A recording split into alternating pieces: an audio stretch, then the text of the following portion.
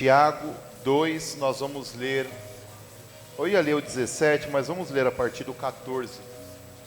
Quando você encontrar, dá um glória a Deus.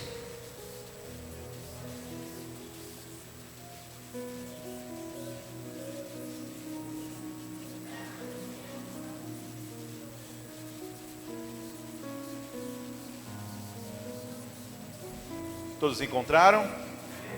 Amém. Vou ler na versão NVI, a mesma que está projetada aí no telão. Diz assim: de que adianta, meus irmãos, alguém dizer que tem fé se não tem obras? Acaso a fé pode salvá-lo? Se um irmão ou uma irmã precisar de roupas ou do alimento de cada dia, e um de vocês lhe disser, vá em paz, aqueça-se e alimente-se até satisfazer-se, sem porém lhe dar o que necessita, de que adianta? Assim também a fé, por si só, se não é acompanhada de obras, está morta. Feche seus olhos, curve sua cabeça, vamos orar por um instante. Pai, em nome de Jesus, nós te agradecemos, ó Pai, por mais uma noite de quarta-feira, nós estarmos na tua casa, na tua presença. Meu Deus, nós adoramos e engrandecemos o teu nome, já louvamos, bendizemos a ti, porque o Senhor é digno de toda a honra e de toda a glória. Meu Deus, também já te adoramos através dos dízimos e das ofertas. E agora, meu Deus, nós queremos aprender mais de ti através da tua palavra. Repreenda o homem, que o homem não venha falar nada. Repreenda também, meu Deus, a incredulidade, a falta de fé, mas que sejamos, meu Deus, instrumentos nas tuas mãos nessa noite para absorver tudo aquilo que o Senhor tem a nos ensinar. Espírito Santo, toma o teu lugar de honra no nosso meio e faça morada aqui, ó Pai. Essa é a nossa oração, Senhor, em nome de Jesus. Amém e graças a Deus. Amém? Poder se assentar? Glória a Deus. Bom, o título dessa mensagem é A Fé Sem Obras, Ela é Morta. E lição de EBD, vai. Quem sabe aqui que tinha um discípulo de Jesus que o nome era Tiago? Quem conhece o Tiago que era discípulo de Jesus? Amém. Glória a Deus. E quem acha que foi o Tiago, o discípulo de Jesus, que escreveu essa carta, levanta a mão. Ninguém acha? Quem foi o Tiago que escreveu essa carta, então? Espera aí. Vocês acham que é outro Tiago, então? Quem acha que é outro Tiago, levanta a mão. Gente do céu, espera aí. Quem aqui sabe que tinha um apóstolo de Jesus que chamava Tiago, levanta a mão. Corajosos. Muito obrigado por participar do culto. Agora, quem acha que foi esse Tiago que escreveu essa carta? Levanta a mão. Algumas pessoas. Quem acha que foi outro Tiago que escreveu? Levanta a mão. Eu não entendi nada. Quem escreve a carta não é aquele Pedro, Tiago, João no barquinho. Pedro, Tiago, João no barquinho. Não foi esse. Quem vai escrever essa carta é o meio-irmão de Jesus, que assim quando Jesus ele morre e ressuscita, e então o irmão dele vai começar a pregar o evangelho, e é esse irmão que lá na frente vai escrever essa carta, porque o apóstolo, o que era discípulo de Jesus, chamado Tiago, no momento que essa carta é escrita, ele já está morto. Então, a Bíblia vai dizer, onde nós lemos no livro de Tiago 2,17, o seguinte: assim também a fé, por si só, se não acompanhada de obras, está morta. Mas nós já também lemos em outros textos da Bíblia que a fé, as obras, elas não salvam. As obras, elas não podem salvar. E isso nós vemos em alguns textos bíblicos, como esses, em Efésios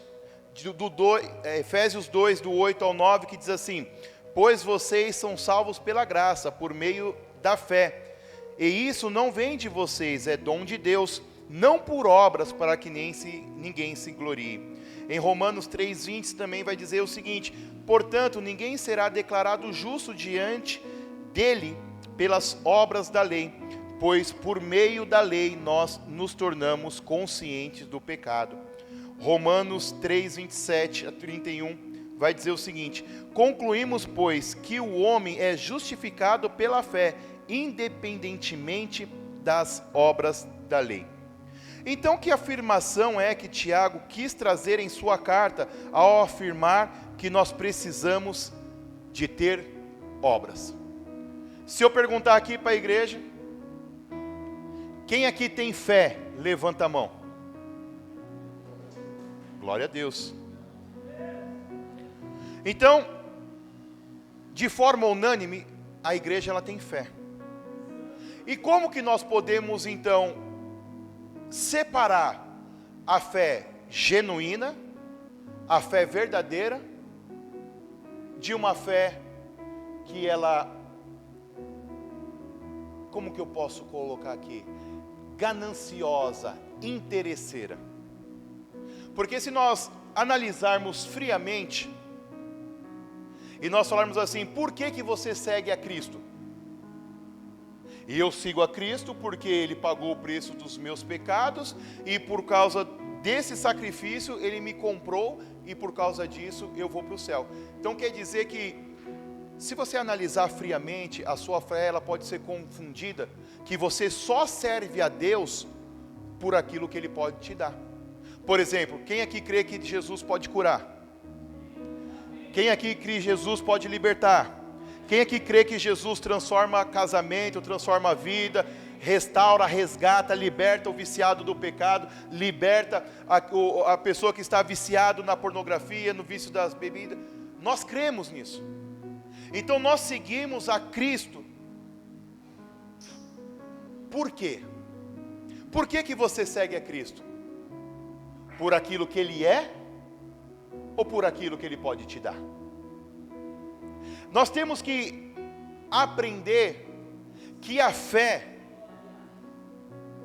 embora as obras elas não salvam, todo salvo tem obras. Assim como a Bíblia vai dizer que quem crê e for batizado será salvo. Você acha mesmo que só ser batizado vai ser salvo, sim ou não? Claro que não. Mas a Bíblia manda você se batizar, sim ou não? Mas o que vai te salvar não é o batismo, embora todo salvo é batizado. Se você é salvo, é mediante a fé, mas você tem que ter obra. Se você se batiza, o fato de você entrar numa banheira, entrar numa piscina, entrar num rio, isso não vai fazer você ser salvo.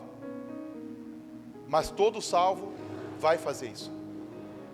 Então, nós precisamos aprender a separar uma fé genuína de uma fé interesseira.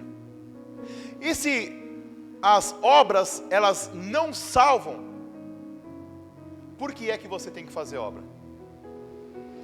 Você já parou para pensar? Por que as pastoras fazem a obra do Senhor? Por que os pastores fazem a obra? Por que os obreiros, evangelistas, os músicos, os levitas fazem a obra? Por que você faz a obra? E isso é uma pergunta que ela tem que ecoar no coração de toda a igreja, tanto aqueles que fazem a obra e também aqueles que não fazem a obra. Por que é que eu vou fazer a obra? Qual o motivo de eu fazer a obra? Por que é que eu saio da minha casa? Muitos de vocês não tomaram banho, vieram diretamente do serviço. Muitos de vocês não tiveram tempo para jantar. Muitos de vocês estão com a roupa do trabalho e vocês estão aqui de pé com as mãos erguidas intercedendo, ou estavam aqui louvando a Deus. Por que é que nós fazemos isso? Porque se nós não tivermos a real por que nós fazemos isso, qualquer momento você pode parar. Então nós temos que identificar por que é que nós fazemos a obra? Para que no momento mal, no dia ruim, nós não venhamos parar. A Bíblia tem resposta por que eu faço a obra? Tem. João 14, do 12 ao 14. Por gentileza, abra aí em João 14.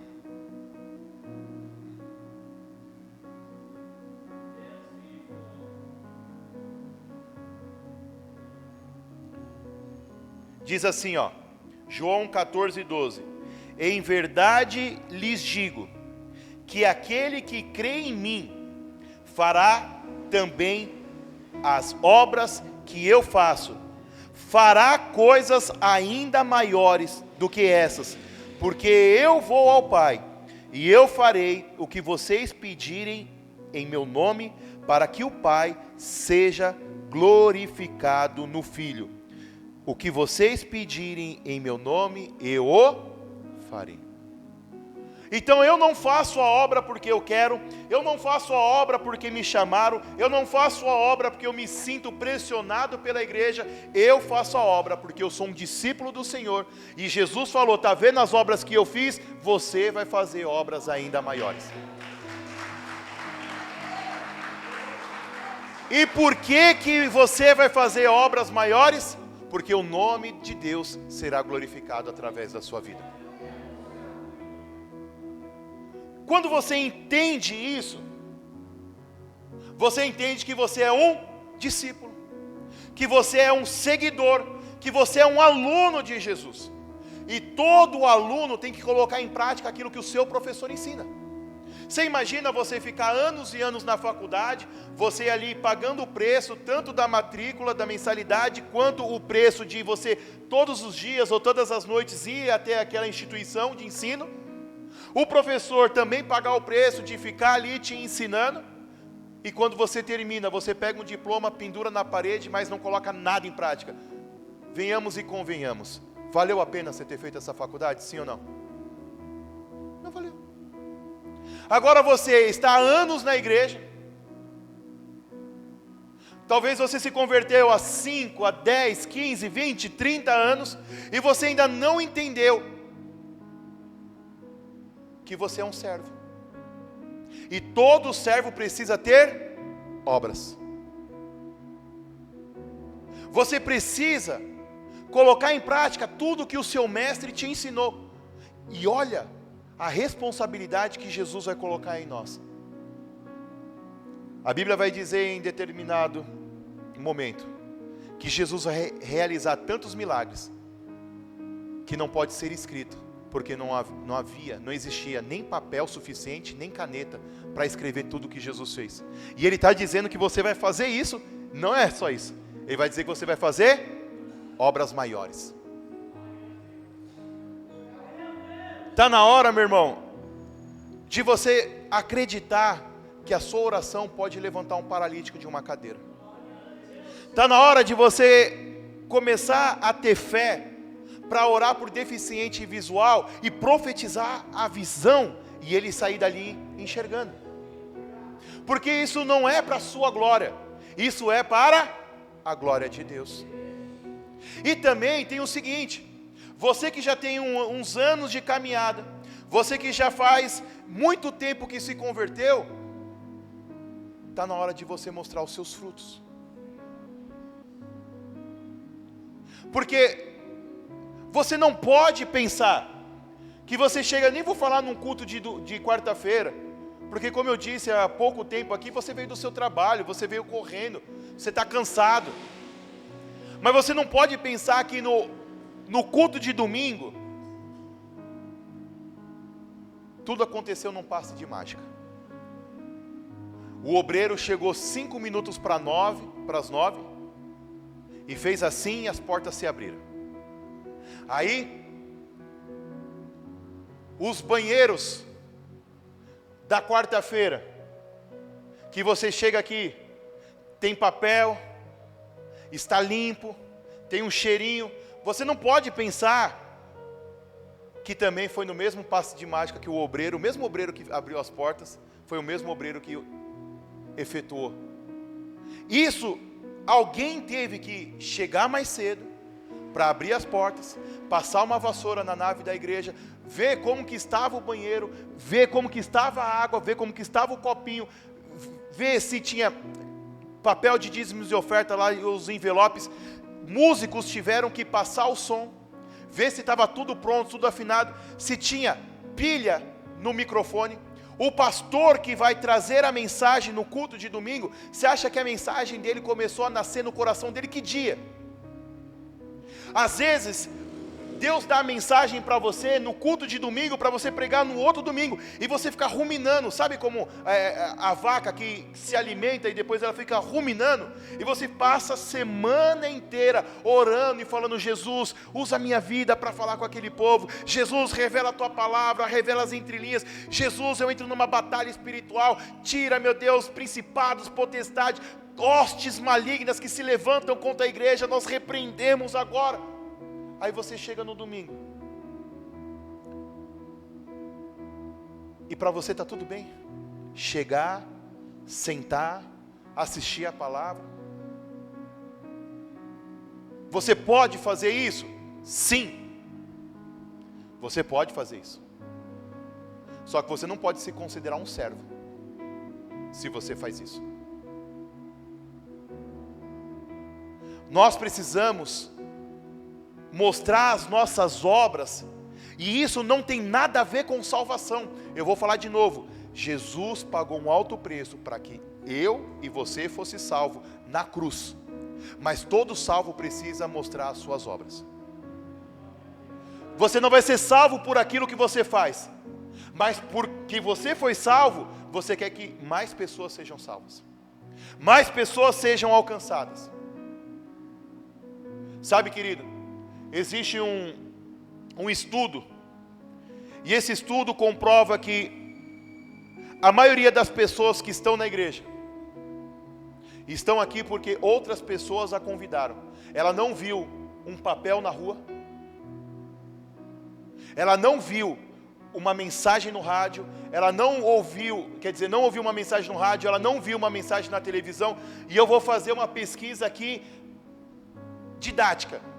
Quem aqui está aqui hoje na igreja porque um dia alguém próximo te convidou para estar numa igreja? Levanta a mão. Quem foi ganhado para Jesus por outra pessoa próxima? 90% da igreja. Quem aqui veio por um papel que foi entregue na rua? Levanta a mão. Quem aqui veio porque ouviu uma mensagem no rádio? Levanta a mão. Uma pessoa. Quem aqui veio para Jesus porque viu uma mensagem na televisão? Levanta a mão. 90%, 95% das pessoas que aqui estão vieram porque alguém próximo convidou ela. Agora eu vou fazer uma outra pesquisa. Quem aqui tem um pai, uma mãe, um primo, uma prima, um tio, uma tia próxima de você, um irmão, uma irmã que não serve a Cristo? Levanta a mão. Eu tenho um monte de gente da minha família. Sabe quem Jesus vai usar para ganhar essa pessoa? Você. Depois que você ganhar ela para Jesus, um pastor, uma pastora irá cuidar dela. Mas eu não estou nas suas festas de finais de ano, no Natal, no Ano Novo. Eu não estou nas datas comemorativas da sua família. Mas você está, e você é um discípulo de Jesus. O que Jesus fez, você também pode fazer.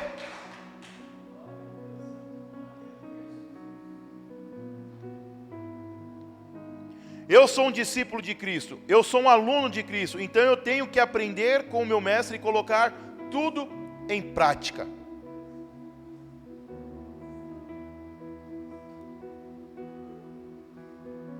A obra. Muitas pessoas têm a obra de Jesus por caridade. Distribuir alimento.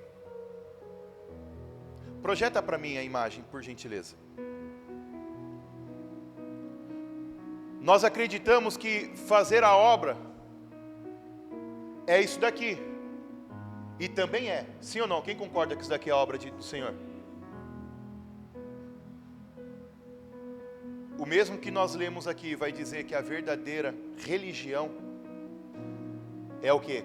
Alguém conhece a verdadeira religião? Qual que é? Cuidar das viúvas, cuidar dos órfãos. Essa é a verdadeira religião. Só que não é só isso. Porque se as obras do Senhor fossem apenas caridade, cuidar dos pobres e necessitados, temos um monte de espíritas que fazem isso melhor do que os crentes. Aqui mesmo na rua, eu não sei se vocês sabem, mas para baixo, muitos conhecem, todos os domingos é distribuído marmitas para qualquer pessoa, sem distinção de credo, de raça, de sexo. Todos os domingos, se você chegar ali nessa mesma avenida, um pouco mais para baixo, você vai receber uma marmitex, você vai ser alimentado. Então isso salva? Não, não é isso que vai salvar.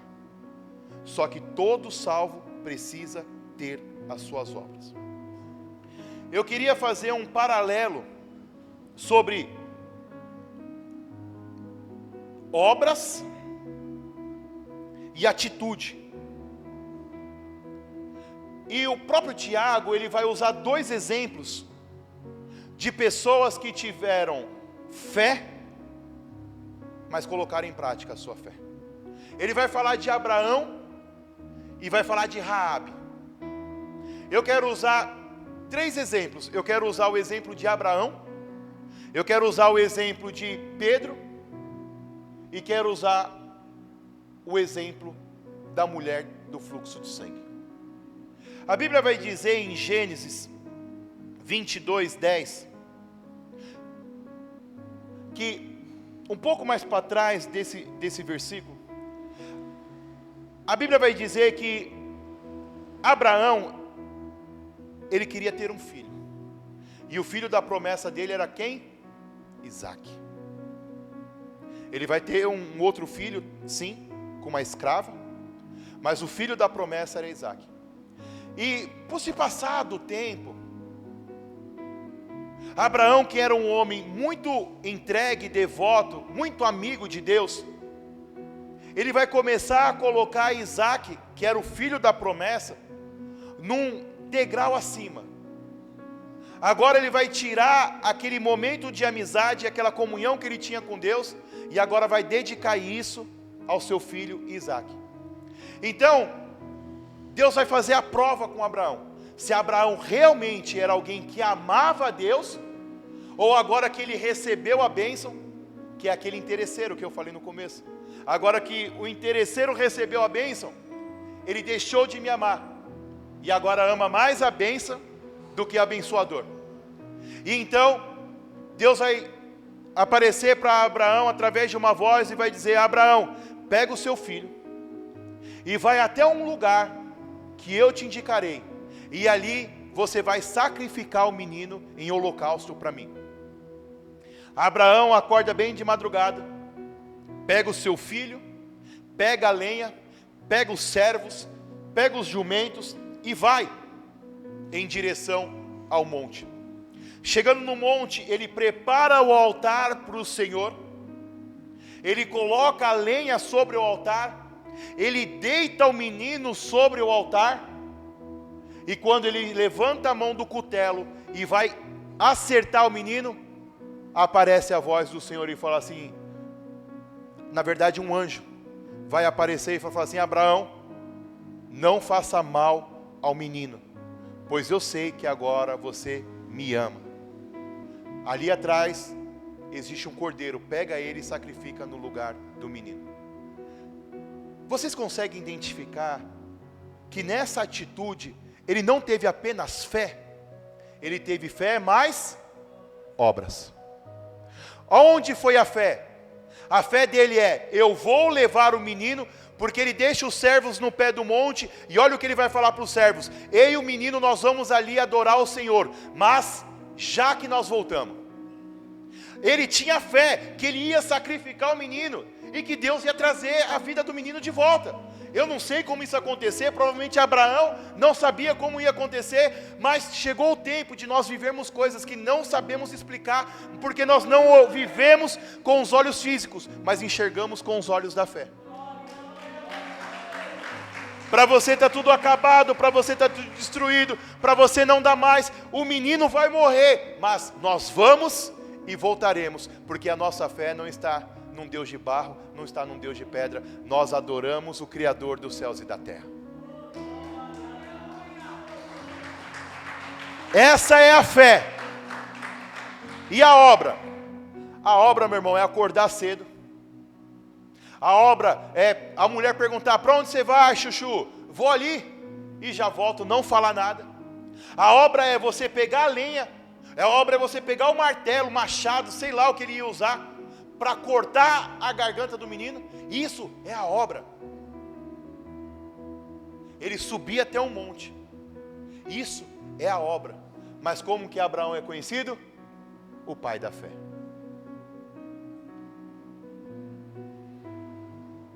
Nós vivemos dias que nós queremos explicar tudo o que Deus faz. Nós queremos que na nossa conta 1 mais 1 é 2. E Deus está dizendo que na conta de Deus 1 mais 1 é 375 mil. E você fica fazendo conta todos os dias.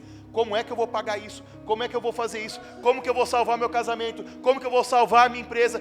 Aí, meu irmão, chegou a hora de você saber que na conta de Deus 1 mais 1 vai dar o número que Ele desejar. E como nós não temos muito tempo, vamos passar para o segundo. O segundo personagem da Bíblia que eu quero trazer para vocês é Pedro. A Bíblia vai dizer que num determinado momento eles entram num barco e a ordem é: passe para o outro lado. Vocês vão atravessar. Mas no meio do caminho, eles já distante de uma margem e também distante da onde eles tinham destino. A Bíblia vai dizer que as ondas começam a bater com ímpeto no barco. E eles começam a gritar desesperados, eles começam a espernear e a orar, e depois tinha fé e não tinha fé, e gritavam. De repente eles vê um homem andando pelas águas. Eles estavam tão distantes de Cristo, que a primeira percepção deles não era que era Jesus, que era um fantasma. Meu irmão, você está andando com Cristo tanto tempo, você está vendo algo sobrenatural e você está achando que é um fantasma. Não é fantasma, é Jesus chegando com a provisão na sua vida. É Jesus mudando a sua história. É Jesus mudando tudo o que você precisa. E então vai ficar aquela briga: é um fantasma, não é um fantasma, é um fantasma, não é um fantasma. Então Jesus vai dizer: sou eu. E Pedro vai dizer: Jesus, se és tu, manda eu ir ter contigo. Isso é o quê? Fé. Precisa ter fé para sair do barco. Meu irmão, você está no meio de uma tempestade. O barco está fazendo o quê? Protegendo a sua vida. O que mais você quer? Ficar amarrado no barco, se preciso for, amarrar uma corda, fazer um nó ali, você ficar no barco o máximo de tempo possível, porque enquanto você estiver no barco, você está vivo. Mas Pedro vai fazer o quê? Eu quero sair do barco. Eu quero me lançar. E o impressionante não é ele sair do barco, o impressionante é o momento que ele sai do barco, porque a Bíblia não diz que em nenhum momento as ondas pararam, em nenhum momento as coisas se acalmaram, só mais para frente é que Jesus vai dar ordem para os ventos e para os mares se aquietarem, mas Pedro vai sair do barco no momento mais difícil da vida dele, no momento de muito estresse, é que Pedro vai usar a fé. A fé é pedir para Jesus que ele saia do barco, mas onde entra a obra? Sair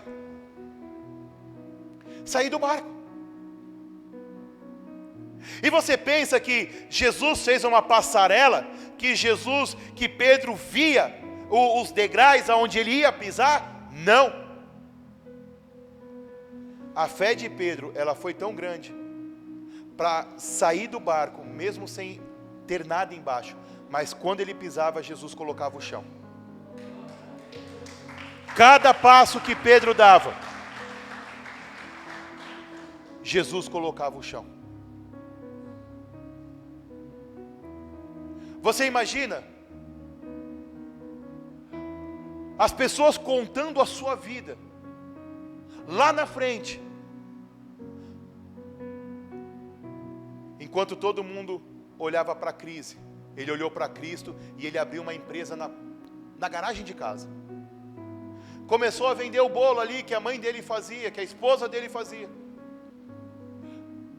E de repente ele começou a apresentar o bolo para umas empresas, e ele começou agora a fornecer todo o café da manhã ali para as empresas, e de repente você se transformou a nova Sodier. É muito bonito contar a história da dona, da CEO da Sodier. Mas se você for perguntar para ela que no tempo que ela era uma dona de casa, ou que ela fazia ali limpeza para sobreviver, como foi difícil ela abrir mão, como foi difícil ela ter fé e ter atitude, você vai entender que a sua vida não é diferente. O que Jesus está trazendo hoje nessa noite, é que Ele está dizendo: filho, pode sair do barco que eu coloco o chão para você pisar. Pode acreditar, tenha fé. Tenha fé, porque se você tiver fé, eu coloco o chão. E o terceiro é mais um exemplo de pessoa com fé. Para que você entenda um pouco, porque acho que todo mundo aqui já ouviu sobre a mulher do fluxo de sangue. Acho que é uma das mensagens mais pregadas dos evangelhos. Mas eu quero trazer o contexto da época em que essa mulher vivia. Aonde essa mulher vivia? Ela vivia sobre uma condenação, que todas as mulheres, no seu período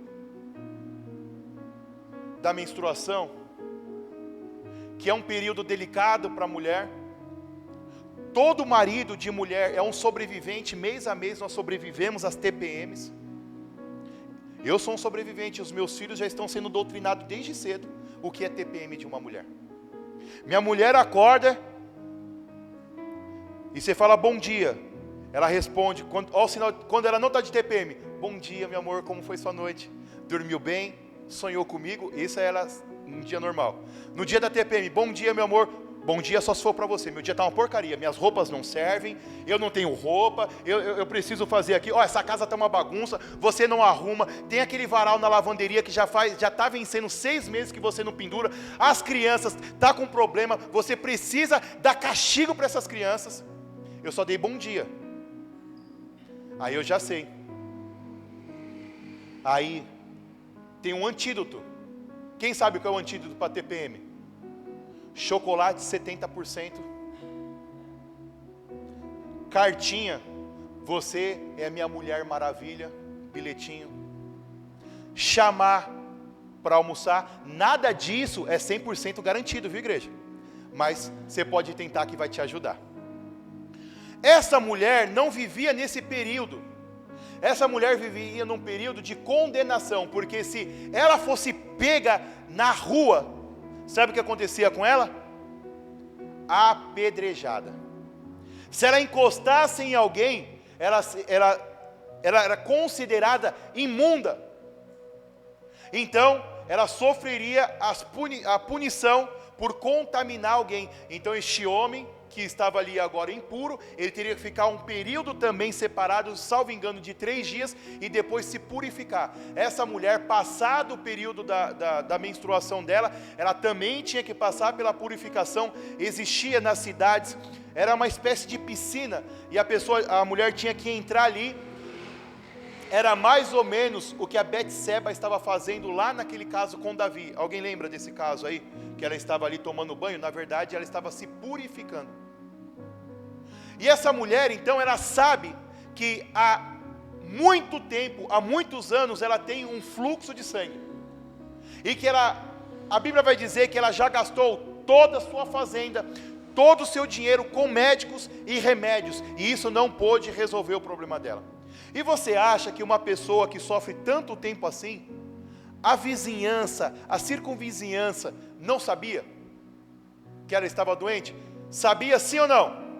Sabia. Só que ela ouviu falar de um homem. E o nome deste homem é Jesus de Nazaré. E ela enche o coração dela de fé. Se eu encontrar com Jesus, o meu dinheiro não resolveu, os meus amigos não resolveram, os médicos não resolveram, nada do que eu podia fazer no mundo físico resolveu, mas no mundo espiritual existe um que pode fazer tudo. E então, ela enche o coração dela de fé, e ela fica na casa dela. É isso que a Bíblia vai dizer, sim ou não? Não. A fé é saber que Jesus pode mudar a nossa vida. Outra coisa é você provocar o milagre. Outra coisa é você estar no milagre. Muitos milagres aconteceram porque ele estava à beira do caminho, porque ele estava no caminho, indo Jesus de encontro. Meu irmão, não é para nós ficarmos em casa chorando, murmurando, reclamando, porque isso, você tem fé, e eu creio que você tem fé, senão você não estaria aqui na igreja. Mas chegou a hora de você colocar a sua fé em prática. Fé mais obra. A fé é que Jesus podia mudar a vida dela. E qual foi a obra? Sair de casa, romper a multidão. Ela colocou a vida dela em risco. E tem momentos, igreja, que nós temos que sair, furar a bolha, sair da zona de conforto e nos lançar aos pés de Cristo, mesmo que isso possa custar a nossa vida. Então quer dizer que é para me matar? Não é isso que eu estou falando em sentido figurado. É assim, não ter reservas diante de Jesus. Ou Jesus muda a minha vida, ou Jesus muda a minha vida, porque não tem plano B. Ou Jesus entra no meu casamento e transforma meu casamento, ou ele entra porque não tem plano B. Ou Jesus entra na minha vida financeira, na minha vida espiritual, ou Jesus alcança os meus filhos, ou ele alcança porque não tem plano B. Já não vivo mais eu, mas Cristo vive em mim. Ele é o autor e consumador da nossa fé. E então ela vai se lançar aos pés de Cristo. Ela vai romper a multidão. Na verdade, se você ler o texto, a bênção nem era para ela. Jesus chegou na aldeia e ele estava em direção à casa de um homem, pois a filha daquele homem, ela estava moribunda, quase morta. E então esse homem chega até Jesus e fala: mestre, minha filha está para morrer, vai na minha casa. E Jesus falou: legal, eu vou.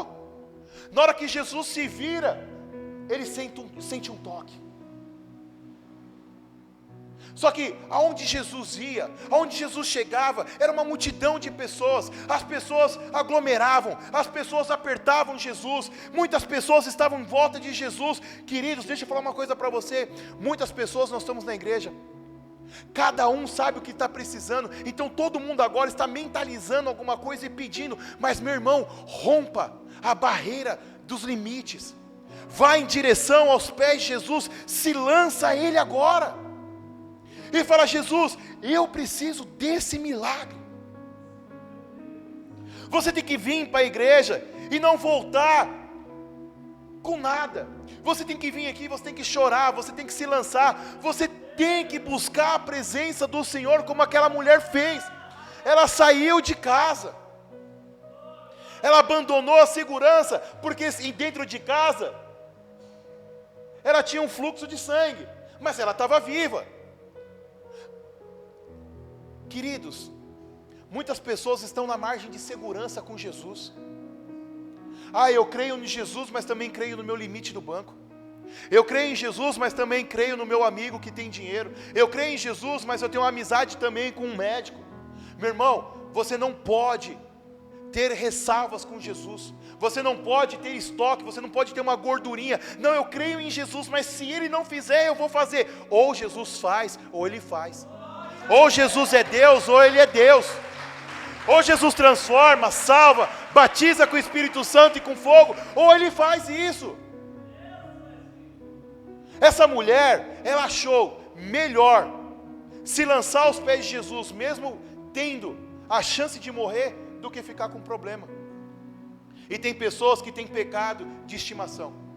Tem gente que larga o vício da droga, larga o vício da bebida, para de fumar, mas não consegue parar de falar palavrão. É o seu bichinho de estimação, o seu pecado de estimação. Tem pessoas que se livram do pecado da pornografia, mas fica seguindo nas suas redes sociais mulheres que não deveriam, homens que não deveriam. É o seu bichinho de estimação, o seu pecado de estimação. Deixa eu falar uma coisa para você.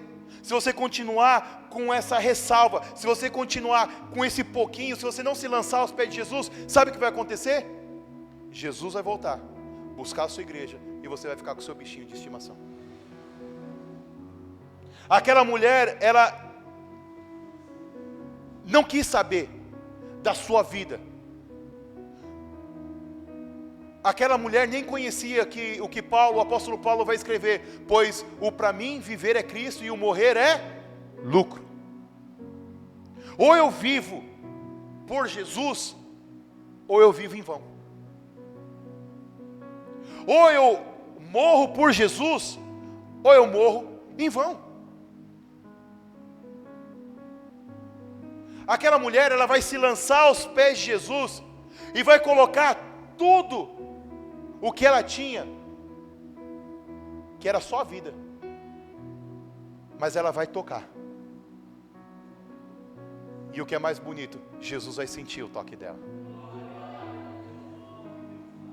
Talvez você chegou aqui com a fé de Abraão. Talvez você chegou aqui com a fé de Pedro. E talvez você chegou aqui com a fé dessa mulher. Ou talvez o seu cenário é completamente diferente. O seu cenário é que você chegou aqui sem fé nenhuma, pensando em desistir e largar tudo para trás.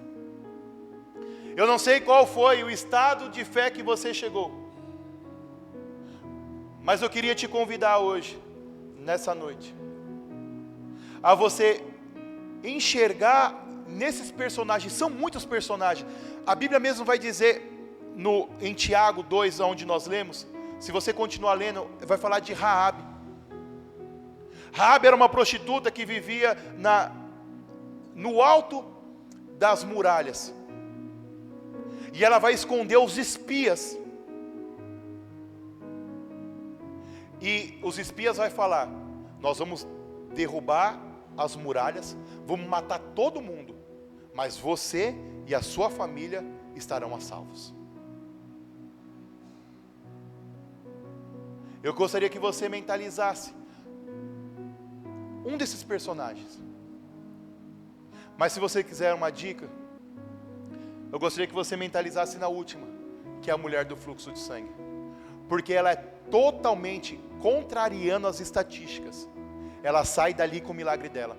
O milagre não era para ela. Ela não deveria estar ali.